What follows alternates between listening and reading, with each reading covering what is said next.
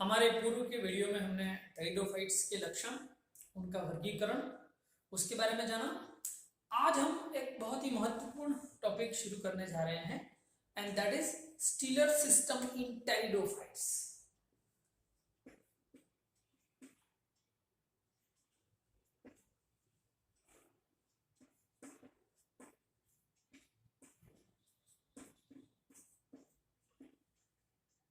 Pteridophyta में रंभीय तंत्र,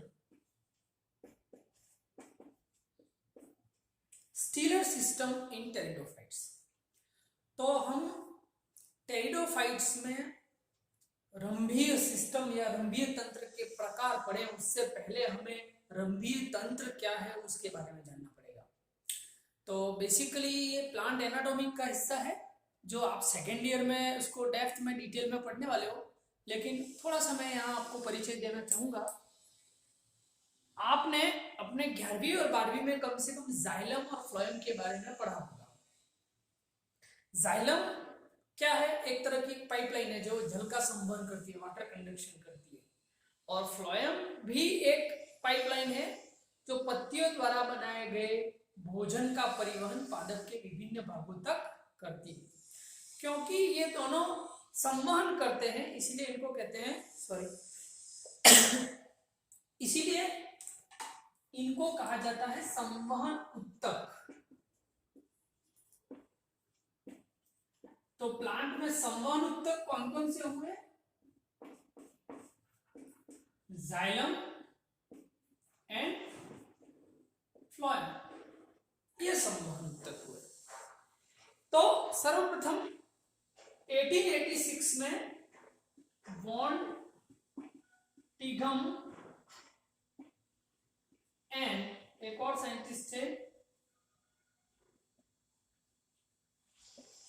von टिगम and डूलियट, उन्होंने एक थ्योरी दी जिसको कहते हैं स्टीलर थ्योरी।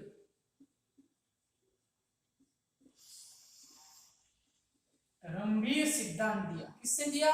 वॉन टिगम एंड डूलियट ने।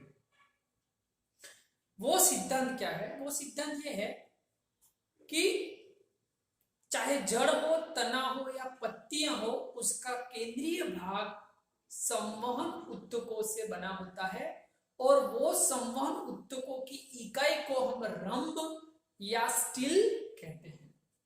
इसको अभी मैं जो बोला वो आपको समझ में नहीं आया होगा, लेकिन मैं थोड़ा सा उसको और डायग्राम से क्लियर कर देता हूं।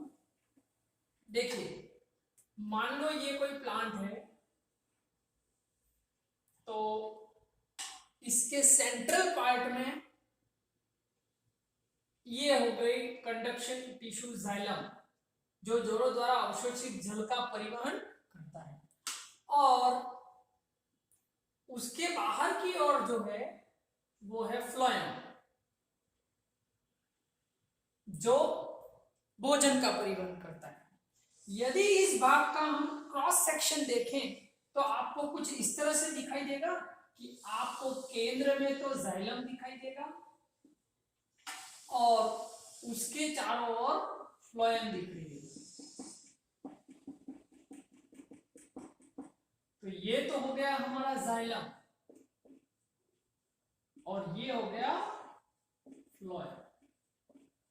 तो जड़, तना अथवा पत्ती का केंद्रीय भाग जिसमें जाइलम और फ्लोएम नाम के संवहन उत्तक होते हैं उसे हम कहते हैं रंभ, और रंभ को ही वेस्कुलर सिस्टम या संवहन तंत्र की बेसिक यूनिट, आधारभूत इकाई कहते हैं।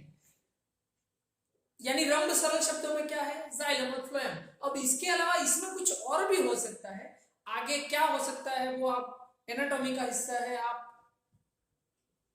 सेकेंड ईयर में पढ़ोगे कि भाई कोई भी रंभ होता है उसकी जो बाहरी परत होती है उसको हम कहते हैं परिरंभ।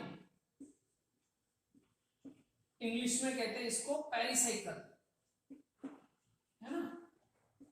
पेरिसाइकल के बाहर की ओर वल्कूट होता है कॉर्टेक्स, और कॉर्टेक्स के बाहर सबसे ऊपर की ओर अधिचर्म होती है एपिडर्मिस। ये आपने पढ़ा हुआ है। अगर आप थोड़ा सा भूल गए हो तो मैं इसको और रिमाइंड करा दूं। आपने पढ़ा था कि रूट, स्टेम उसमें सबसे बाहर एपिडर्मिस होती है, अधिचर्म होती है, उसके पश्चात गोलाकार कोशिकाओं का समूह होता है जिसको आप वल्कुट कहते हैं। वल्कुट के भीतर कोशिकाओं की एक परत होती है जिसको एंडोडर्मिस या अंतःचर्म कहते हैं।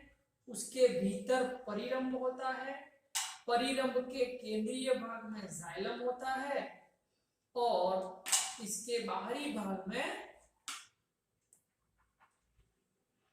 फ्लोएम उत्तक होते हैं। तो इस तरह की ये संरचना होती है। तो ये पूरा जो सिस्टम है उसमें ये केंद्रीय भाग ये हमारा रंभ कहलाता है, जिसमें हमारा जाइलम है और फ्लोएम है। इसके अलावा भी कुछ टिश्यूज होते हैं, वो आप बाद में पढ़ोगे, मज्जा या पीत वगैरह क्या होती है, लिप ट्रेस है, लिप गैप है। लेकिन अभी हमें इतना याद रखना है कि जड़, तना अथवा पत्ती का प्राथमिक केंद्रीय भाग रंभ के रूप में होता है जिसमें जाइलम और फ्लोएम नाम के संवहन उत्तक पाए जाते हैं। तो हमें ये पढ़ना है कि टेरिडोफाइट्स में जो है ये रंभ, जिसको हमने इंग्लिश में स्टिल कहा है, उसके कितने प्रकार होते हैं उसके बारे में हमें विस्तृत से पढ़ना है। चलिए तो उसको हम समझते हैं कि इसको मैं मिटा रहा हूं।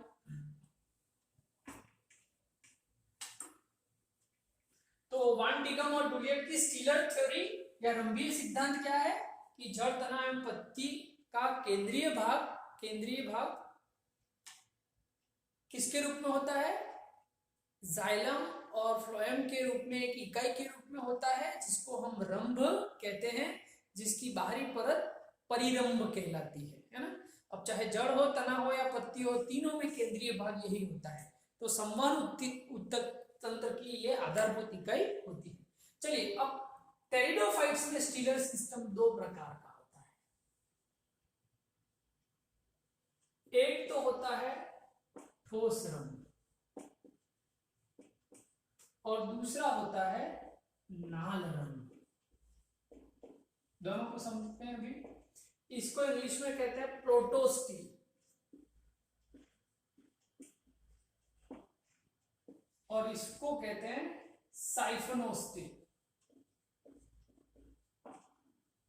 तो शायद मैंने पहले परिचय दिया था टेरिडोफाइट्स में कि प्रोटोस्टील में क्या होता है कि रंभ का केंद्रीय भाग ठोस जाइलम से मिलकर बना होता है और उसके चारों ओर फ्लोएम के उत्तक पाए जाते हैं। इसको ठोस रंभ कहते हैं।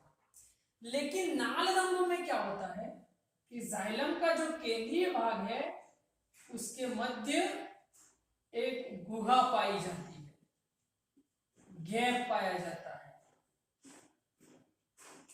और अभी मैं डायग्राम बना रहा हूं।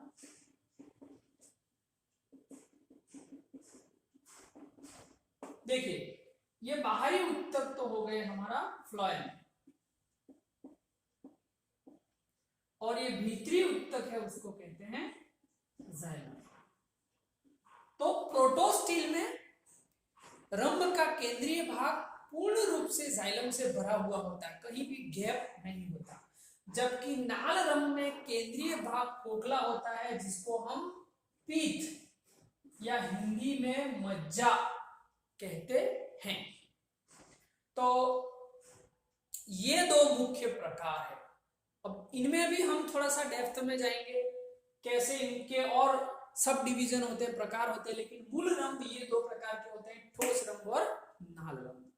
थोड़ा सा मैं यहाँ क्लियर करना चाहूंगा कि जो आरंभिक टेरिडोफाइट्स बने, प्रिमिटिव आद्य जो सबसे पहले विकसित हुए थे, उनमें प्रोटोस्टील पाया जाता है, ठोस रंभ पाया जाता है। जैसे साइलोटम आप लाइकोपोडियम वगैरह में भी देखेंगे। लेकिन जो एडवांस जेनेरा है, एक्विसिटम और फर्न वगैरह है, उसमें आपको नाल रंभ और उसके कई प्रकार भी दिखाई देंगे। So protostele is a primitive condition while siphonostele is an advance condition. ठीक है, तो ये दो मुख्य प्रकार हो गए, है ना। चित्र बना ले, फिर आगे देखते हैं।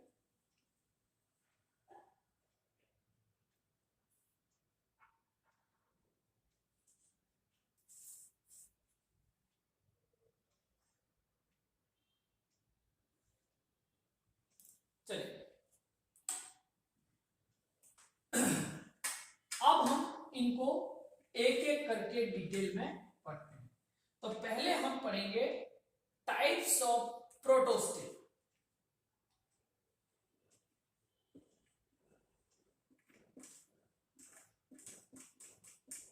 चलिए, तो प्रोटोस्टिल में हमने पढ़ा कि केंद्रीय भाग तो ठोस जाइलम के रूप में होता है, उसके चारों ओर फ्लोएम के उत्तक पाए जाते हैं। ठीक है, तो इस तरह से ये एक ठोस रंग है, या मैं अलग से एक डॉट बना रहा हूं, अब ये चीज क्या है बाद में समझाऊंगा। तो इस प्रकार का ठोस रंग कहलाता है एकल रंग। इंग्लिश में इसको कहते हैं हैप्लोस्टिल। ये एकल रंग या हैप्लोस्टिल कहलाता है, जिसमें क्या होता है कि इसके केंद्रीय भाग में गोलाकार जाइलम होता है, निष्कोणीय, कोई कोण नहीं होता। आगे हम देखेंगे। चलिए मैं चित्र बना ही देता हूं तो आगे क्लियर हो जाएगा।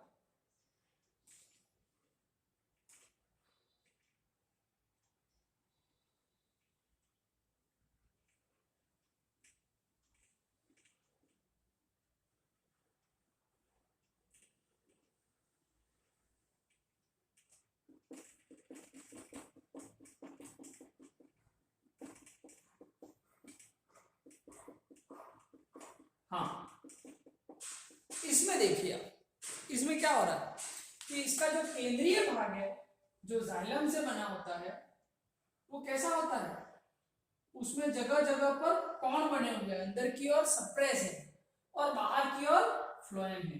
तो ऐसा कोणीय जो जाइलम है वो कहलाता है अरीय रंग।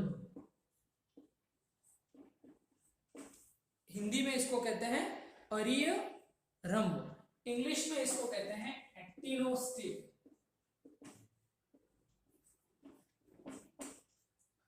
तो ये ठोस रंग है, उसी में अगर इस तरह से जगह जगह कोण बन जाए, थोड़ा सा भाग विलोपित हो जाए इस तरह से, तो वो हमारा बन गया अरीय रंग। चलिए, अब अरीय रंग से ही आगे की एक और दशा, उसमें क्या कंडीशन होती है वो देखिए।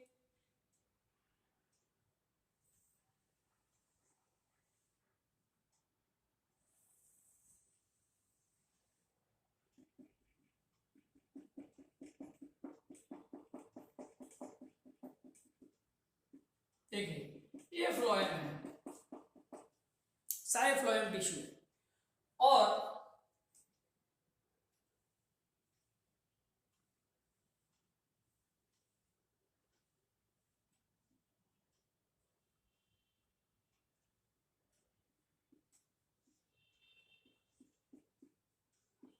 ये देखिए जाइलम उत्तक विभाजित होकर समानांतर पट्टियों के रूप में व्यवस्थित हो जाता है, उसके चारों ओर फ्लोएम पाया जाता है। तो इस प्रकार का जो रंग है उसको कहते हैं पटलित रंग। यहां पर मैं लिख रहा हूं पटलित रंग। इसको इंग्लिश में कहते हैं प्लैक्टोस्टिल।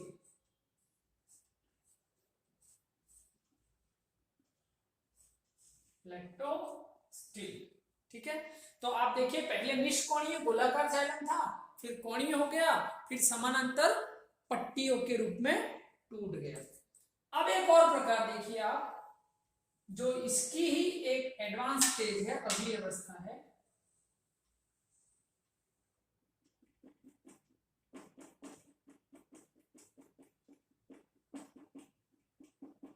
ये मैं डॉटेड बना रहा हूं वो फ्लोएम है ना, और रेड कलर का जो मैंने बताया है दैट इज जाइलम। इसमें जाइलम के और अधिक टुकड़े होते हैं और वो कई गोलाकार टुकड़ों के रूप में बिखर जाता है, इस तरह की कंडीशन आ जाती है।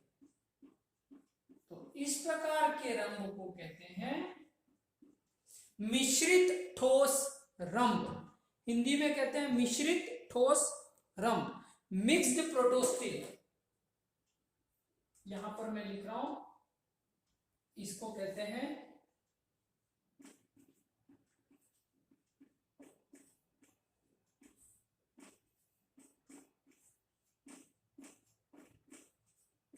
इंग्लिश में कहते हैं इसको मिक्स्ड प्रोटोस्टिल। ठीक है, तो ये मुख्य प्रकार हो गए टेरिडोफाइटा में ठोस रंभ के, एकल रंभ, अरीय रंभ, पटलित रंभ और मिश्रित ठोस रंभ। अब आगे हम देखेंगे नाल रंभ के विभिन्न प्रकार।